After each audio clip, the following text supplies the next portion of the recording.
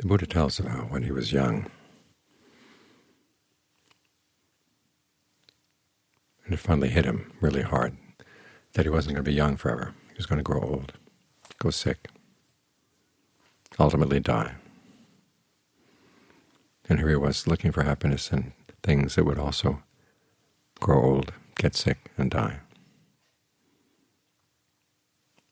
And he decided the only thing that was really worthwhile to take as a goal was something that would not grow old, get sick, or die, something that was deathless. So he went out in search, and he characterized his search as the search for what is skillful. It's an interesting connection.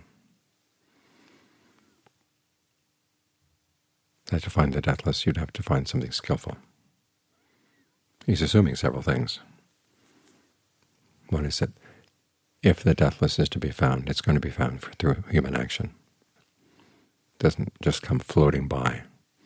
Awakening is not a spiritual accident. It comes from your actions. And the idea of a skill implies that there are patterns to the actions. Certain actions lead to good results, other actions lead to bad results. There's enough of a pattern that things make sense, but not so much of a pattern that everything is determined. There is some freedom of choice. And all those are the basic assumptions that lead to wisdom and discernment. And the factors for awakening, the discernment faculty, called analysis of Dhammas, which can mean either analysis of qualities or analysis of actions.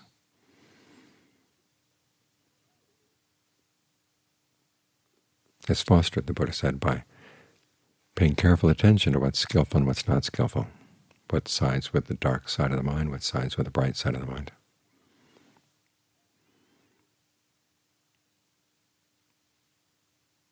So again, there's an assumption that the mind here is the cause of the actions. You do have choice. And there are going to be some actions that lead to good results and others that don't lead to good results. And if you pay appropriate attention to that issue, you'll be able to see for yourself. Because that's a lot of what discernment is looking for yourself, not just simply believing what you're told. You take certain things as working hypotheses, and you put them to the test. When the Buddha was talking to the Dhammas, that's what he's basically saying. You don't go just by scriptures or out of respect for your teacher. You also don't go by your own sense of reason or what you like or what seems to make sense given your current worldview. You have to look at what actually happens when you act on certain teachings, certain principles. And if you see that they're unskillful, you abandon them. If they're not, if they're skillful, you develop them. There's some people say that this teaching for the Dhammas was meant only for people who are not really Buddhist, who haven't committed themselves to the path. And in one sense they're right, because the Buddha says once you've committed yourself, you keep reminding yourself, okay, the Buddha knows, I don't know yet, but the Buddha does. But that doesn't mean that you accept things blindly. You still have to test them. Because discernment is a matter of seeing things for yourself. You get some advice from others. One of the ways of augmenting your discernment is to ask those who know what is skillful and what's not, what leads to long-term welfare and happiness, what leads to long-term suffering and pain, which is a good working definition for skillful and unskillful. But you've got to look. You get ideas from other people, then you've got to test them. As the Buddha said, he points out the way, but it's up to you to not just obey him, but to take his teachings and see if they really work. This is a principle that's really strong in the forest tradition. Ajahn Mahabua at one point said, try to prove the Buddha wrong. In other words, you have conviction in the Buddha, but still you've got to test it. Is this conviction well-founded?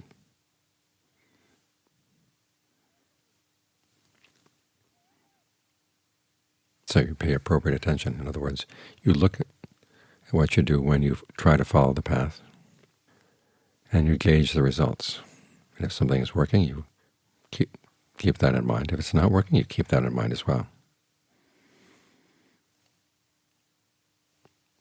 You have to depend on your powers of observation.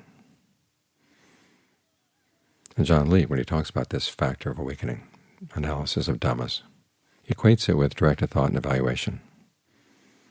That's one of the ways in which it manifests itself as you're doing concentration practice. Because these factors for awakening start with mindfulness and then with concentration. They basically show you how you use your discernment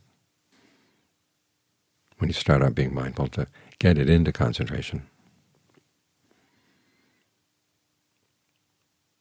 And for him, it's basically learning to adjust the mind and the object of the mind so they fit snugly together. So it's a good place to stay. You're working with the breath. Okay, you evaluate the breath. What ways of breathing are good? What ways of perceiving or conceiving the breath are helpful? And if you're not sure, well, you try them out. Because there's nobody going to tell you, okay, a breath this long is going to be good for you, or a breath that long, or fast breathing or slow breathing, whatever. Some people will try to tell you you have to focus around the mouth. That's based on a translation of a term, parimukkhang, which is used in a lot of the Buddhist descriptions of breath meditation. But it's also used in his descriptions of other kinds of meditation that have nothing to do with the breath at all. In fact, goodwill meditation is also parimukkhang. But it seems to me is that you bring the topic of the meditation to the fore. You make that the most interesting thing that you have in your range of awareness. You don't let other things come in and take over. So you can focus anywhere you want. You can focus on your little toe if you like. You can focus in your bones.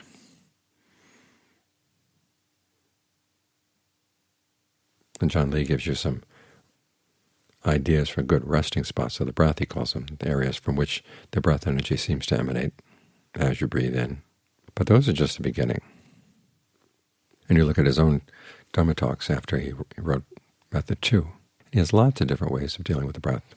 Sometimes they go against the ways he recommends in Method 2. Instead of having the breath go down, he has it go up.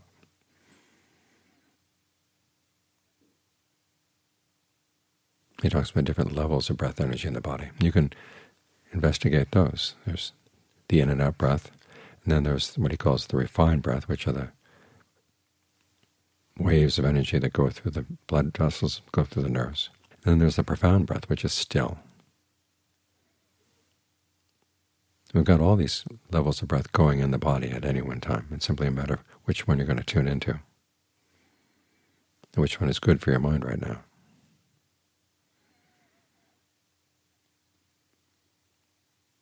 That's what appropriate attention means, is you check out these various things.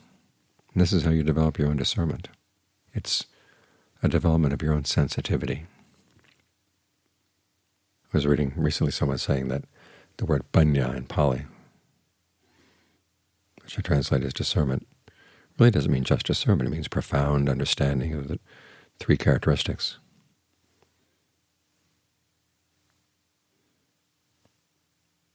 But the word panya is related to a verb, pajanati. And that can relate to anything, profound or unprofound, where you use your discernment to distinguish what's happening and what's also good about what's happening, or what's wrong with what's happening. Even noticing that your breath is short or long, that's pajanati. You notice when a certain mind state is present, you notice when it's absent. That's also pajanati. But more importantly, you're going to see connections. Discernment sees distinctions, but it also sees connections between these things that you've distinguished out. As the Buddha said, it's when you see things as separate, that's when you understand them. Separate but interacting, and particularly separate from your awareness. Your breath is one thing, your awareness is something else. This is where the factor of analysis of Dhammas goes beyond just directed thought and evaluation in the first jhana. So when you start evaluating your concentration as you go from one level to the next, and whether you're leaving that jhana to do a little first jhana work before you go into the next jhana, or how you divide it up, the important thing is that you're checking to see how is the meditation going. Where is it still? Where is it not still? Where is the disturbance right now? You want to wait until the mind has been thoroughly settled in before you do this. That's something else you have to gauge. Is when are you ready for this? Asking of questions.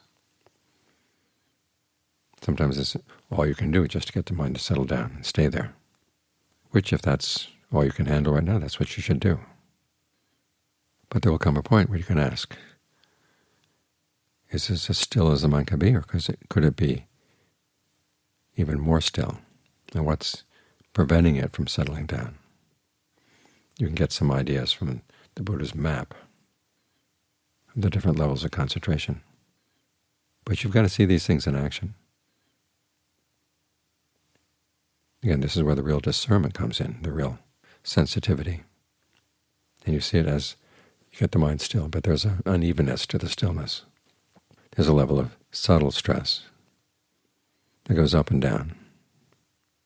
You want to catch it when it goes up. What do you do when it goes up? What did you do when it goes down? What was the perception that made it go up? When the perception dropped, did it go down? Maybe they're connected. Check it out.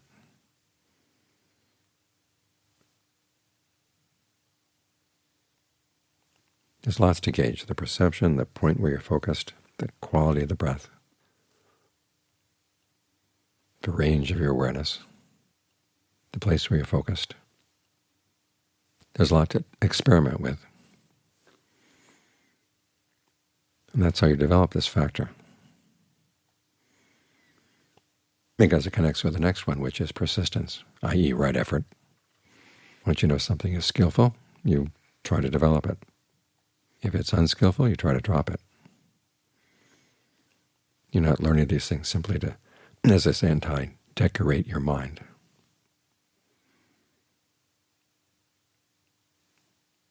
You're learning these distinctions so you can put them to use. Because after all, when the Buddha was searching for what is skillful, he didn't stop with knowing that something was skillful and unskillful. He put that knowledge to use. It was for the sake of the deathless.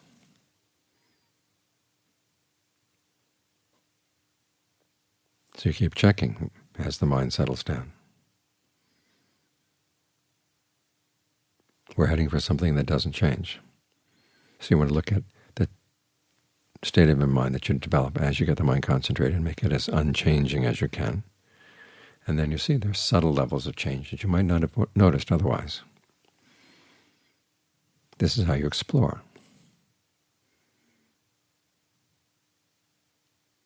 This is how you put that knowledge to use.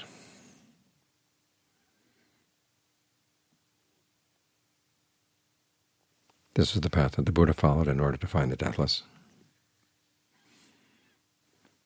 And the path hasn't changed. It's simply up to us to follow it as best we can, with as much sensitivity as we can.